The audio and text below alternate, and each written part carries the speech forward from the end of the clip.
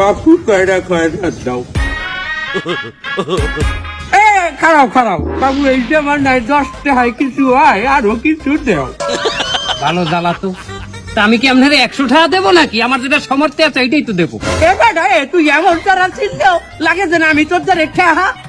তাকে আমি আপনার দ্বারে ঠেহা, খয়রাত তো আপনি আমার দ্বারে চাইছেন। এবার তুই কি খয়রাত মাগনা দাও? সোয়াব পাও না। খয়রাত মাগনা দেই মানি?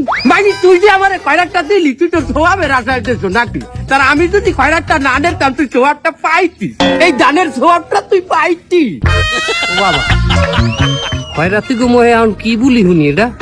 এবার দেখুন, আমরা যদি খয়রাত নেওয়া বন্ধ করিয়ে দেই, স্ট্রাইক করি, তোরা এই দানের সোয়াব পাবি কই, চিন্তা করিয়ে দে। বাবু তুই আরো 10 টাকা দে, ঠান্ডা লোক আমি দোয়া হবো না, এই 10 টাকা তোর জলে যাইবে।